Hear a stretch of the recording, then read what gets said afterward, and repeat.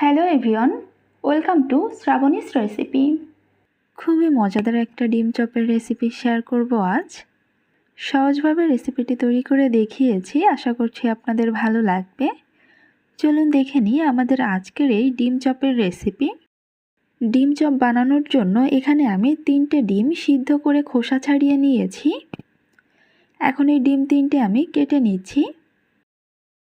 প্রত্যেকটা ডিম 4 টুকরো করে কেটে নেব।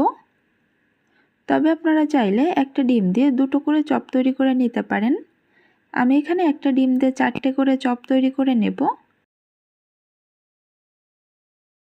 এই যে ডিমগুলো ছোট ছোট টুকরো করে কেটে নিয়েছি। এখানে আমি 3টে বড় সাইজের আলু সিদ্ধ করে ভালোভাবে ভর্তা করে নিয়েছি।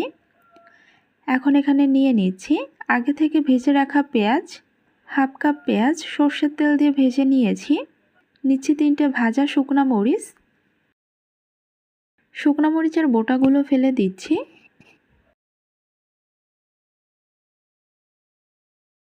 এখন পরিমাণ মতো লবণ দিয়ে প্রথমে শুকনো মরিচটা একটু ভেঙে নেব।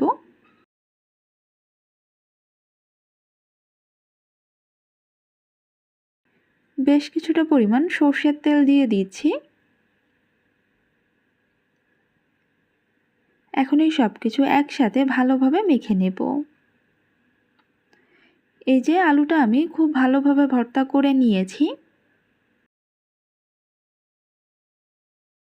এখন এখান থেকে পরিমাণ মতো আলু ভর্তা নিয়ে প্রথমে এভাবে হাতের তালুতে রেখে একটু ছড়িয়ে নিচ্ছি।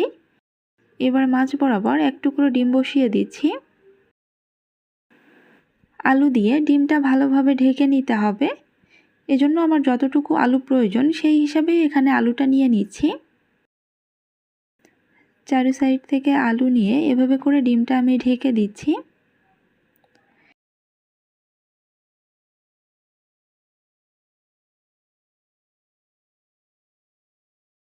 এই যে ডিম চপটা আমার তৈরি করে নেওয়া হয়ে গিয়েছে। আমি এরকম একইভাবে সবগুলো ডিমের চপ তৈরি করে নেব।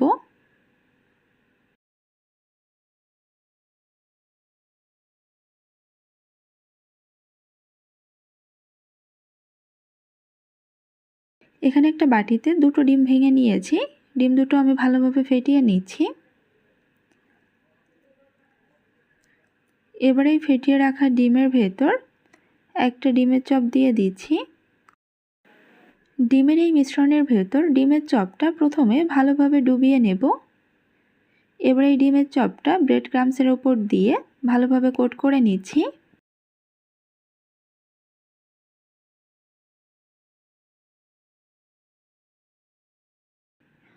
আবারও ডিমের চপটা ডিমের এই মিশ্রণের ভেতর ডুবিয়ে নেব। তারপর আবার ব্রেড ক্রাম্বস দিয়ে কোট করে নেব। এভাবে করে এটা ডাবল কোট করে নেব আমি। ডিমের চপগুলো যদি এরকম ডাবল কোট করে নেন তাহলে কিন্তু এটা অনেক বেশি মুচমুচে হবে, আর ডিমের চপগুলো ভেঙে যাওয়ারও সম্ভাবনা থাকবে না। তো এভাবে করে সবগুলো ডিমের চপ আমি ডাবল কোট করে নেব। এখানে একটা প্যানের ভেতর বেশ কিছুটা পরিমাণ তেল ভালোভাবে গরম করে নিয়েছি। এবার এই গরম তেলের ভেতর একটা একটা করে ডিমের চপ দিয়ে দিচ্ছি। সবগুলো চপ একবারে দিতে যাবেন না, অল্প অল্প করে ভেজে নেবেন। সবগুলো চপ একবারে দিতে গেলে চপগুলো ভেঙে যাওয়ার সম্ভাবনা থাকে। মিডিয়াম হাই আছে চপগুলো ভেজে নিতে হবে। একটা পাশ একটু ব্রাউন কালার হয়ে আসলে তখনই চপগুলো উল্টে দিতে হবে। আর এই চপগুলো এরকম একটু ডুবো তেলে ভেজে নিতে হবে। আর বেশি তাড়াহুড়ো করে এগুলো উল্টাতে যাবেন না, তাহলে কিন্তু ভেঙে যেতে পারে। একটা পাশ একটু ভাজা হয়ে গেলেই এটা উল্টিয়ে দেবেন। যেভাবে বললাম এভাবে যদি চপগুলো ভেজে নেন তাহলে কিন্তু চপগুলো আর ভেঙে যাবে না। আলুটা যেহেতু আগে থেকে সেদ্ধ করা, এজন্য এই চপগুলো ভাজতে খুব বেশি সময় লাগবে না।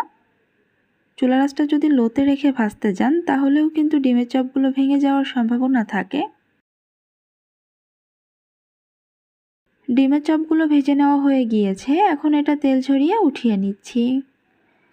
আমি একইভাবে সবগুলো চপ ভেজে নিচ্ছি।